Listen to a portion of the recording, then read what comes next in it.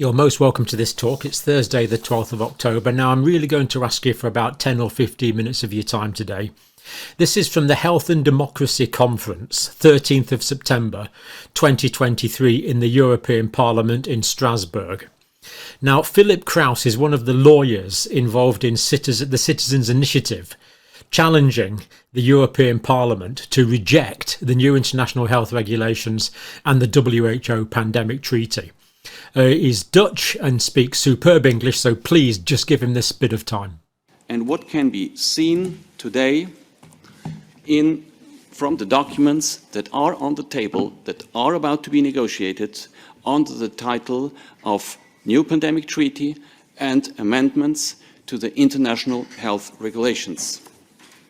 We are here today because we are all concerned by the World Health Organization's strong pressure to extend its powers, its structural and its financial capacities with a permanent effect over the sovereignty of the countries and over the self-determination of the people.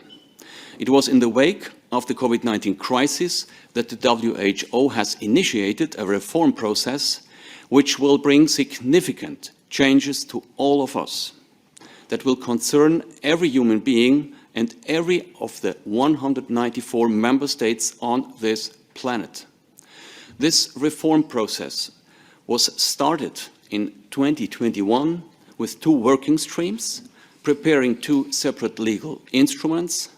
Number one, a complete new treaty, the so-called New Pandemic Treaty, and number two, significant amendments to the already existing international health regulations.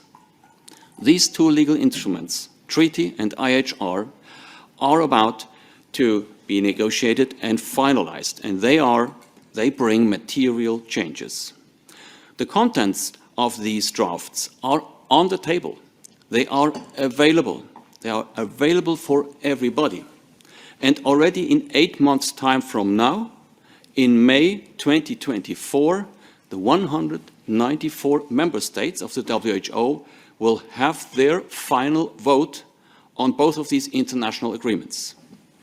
This process takes place behind closed doors and at a tremendous speed.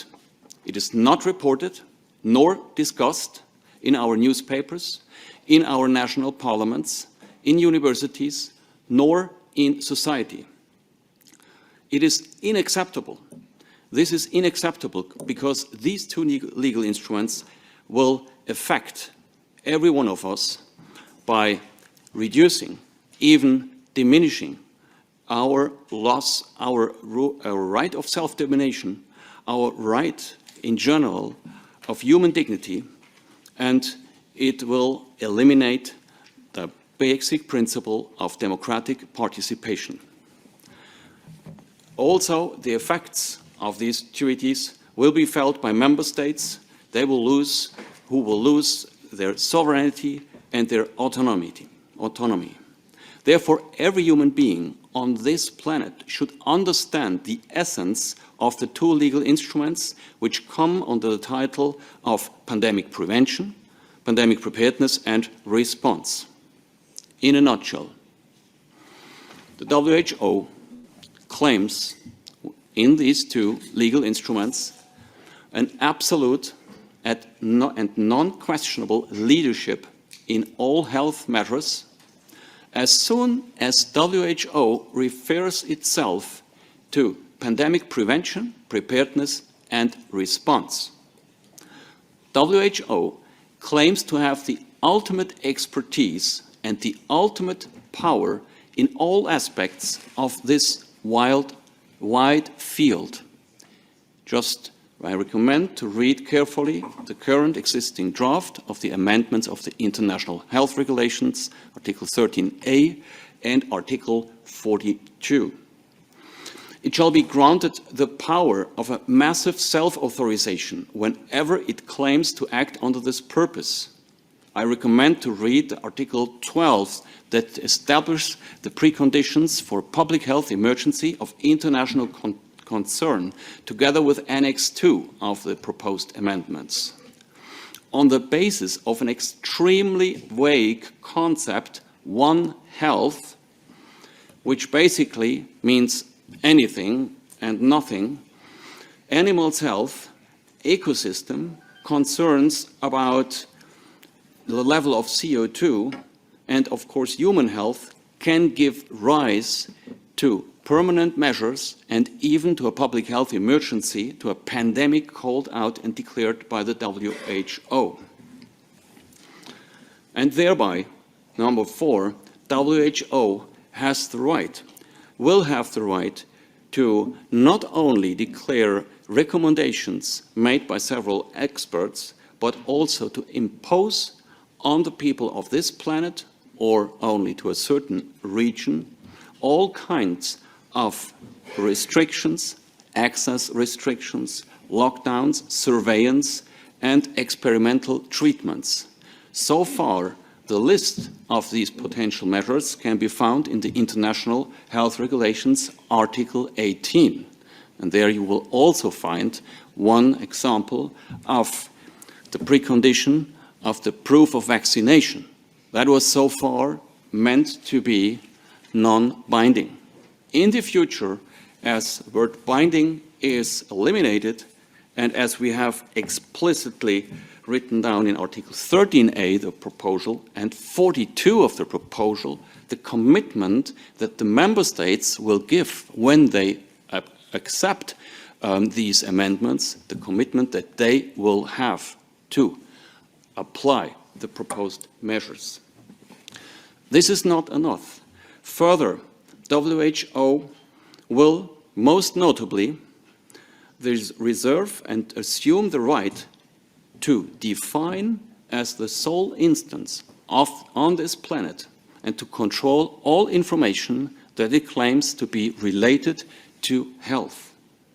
And this assumes as well the right for censorship and the right to interfere in social communication. It seems to be so important to the WHO that these provisions can be found in both of the international new agreements in the International Health Regulations and in the new pandemic treaty.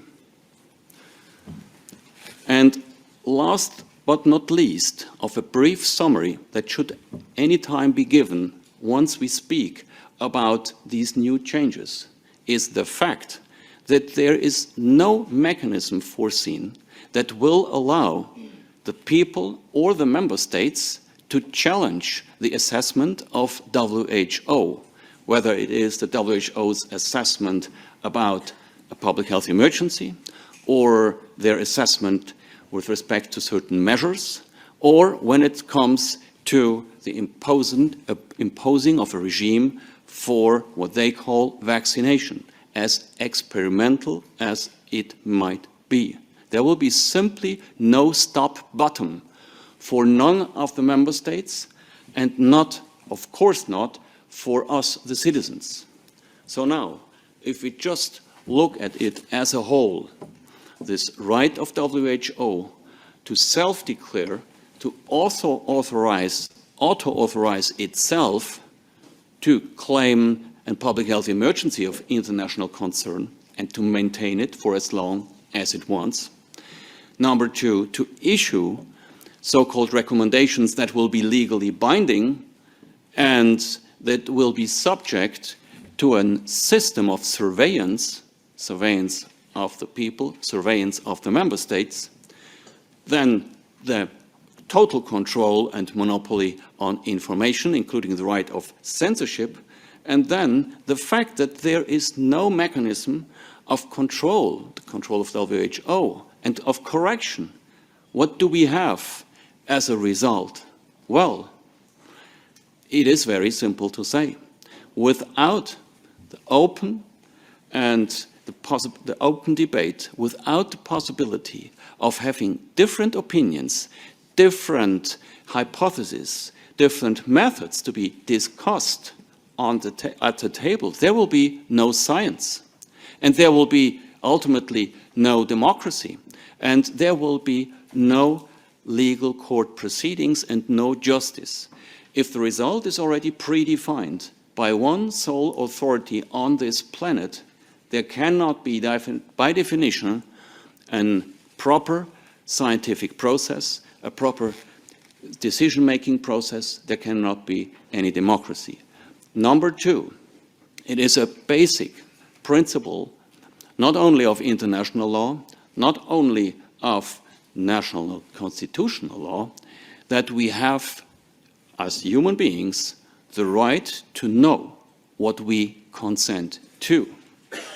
So if we ask ourselves, have we been asked, have we been informed about this process that is about to become reality?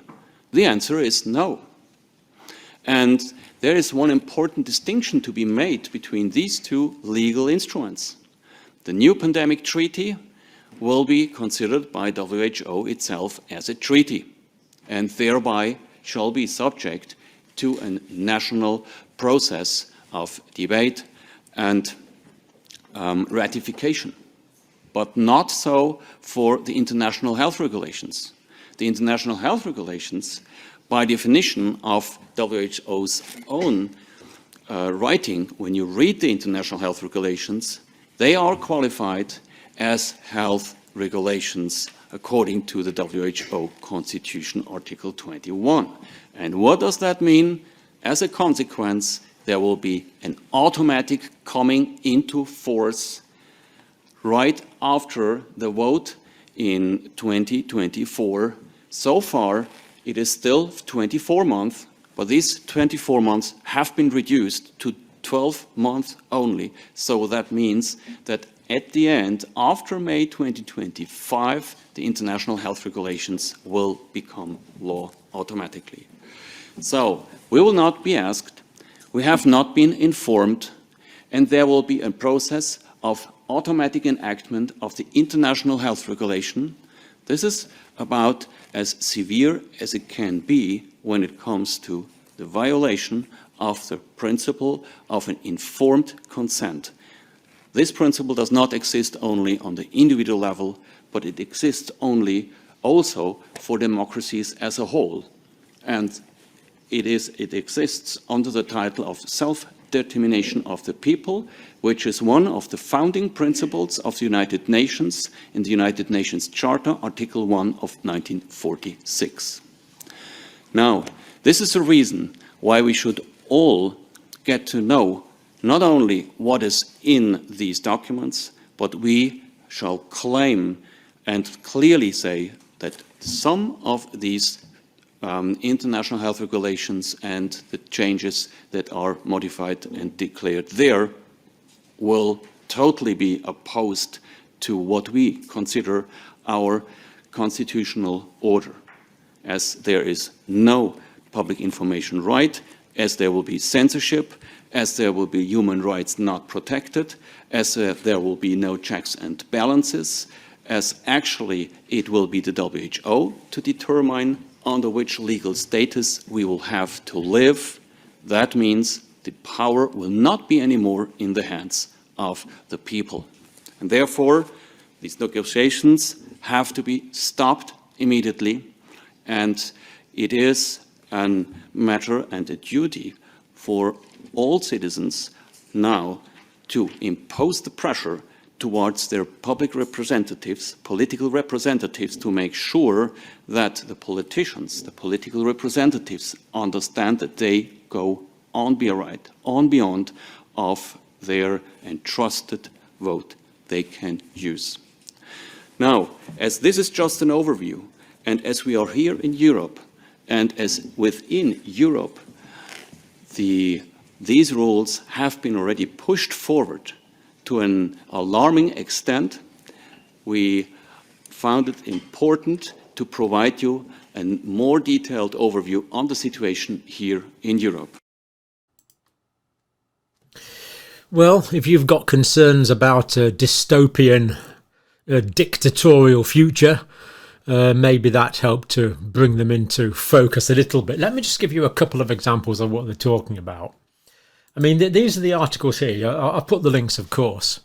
They're talking about here health products, vaccines, medical devices, personal protective equipment, diagnostics, assistive products, I'm not quite sure what that is, cell and gene-based therapies, and their components, materials or parts. Now, I don't want these imposed on me through the power of my nation state. Cell and gene-based therapies, health products including vaccines, medical devices. It really sounds really quite terrifying that the WHO would have total power over imposing these on us. And if we look through other parts of the treaty, we can see here that this is what they've done quite often. Here all they've done is simply cross out non-binding. So instead of, used to mean non-binding advice, now it means binding advice. And we just look through it. So, for example, here they've crossed out this part: with full respect for the dignity, human rights and fundamental freedoms of persons. Why on earth would you have a WHO treaty where you take out a clause that says the implementation of these regulations shall be with the full respect for the dignity, human rights and fundamental freedoms of persons? Why would you cross that out? Get onto your politicians and tell them to kick this out of the stadium. I don't want it. If you want it, do nothing. If you don't want it, contact your politicians and they can stop this. But we're running out of time. At the moment, the UK government, the Dutch government, the Australian government, the American government, the Canadian government, the NZ government, as far as I know, this is just going to be rubber stamped. Why are our politicians not standing up for our freedoms and our nation's sovereignty? Quite incredible, but this is what's happening. If you think I've misinterpreted this, then just read this for yourself and let me know how I've misinterpreted it. But I must say, the way I read it is very consistent with Philip Kearse's way of reading it. But anyway, he's probably put it much better than I could, so I'm going to leave it there. Time is running out, so May next year. So it's already October, November, December. It's only 7 or 8 months away, and the politicians don't seem to even have this on their radar. And of course, needless to say, mainstream media is not giving it the attention that you might think it merits. Leave it there. Philip Kearse has said it all. Thank you for watching.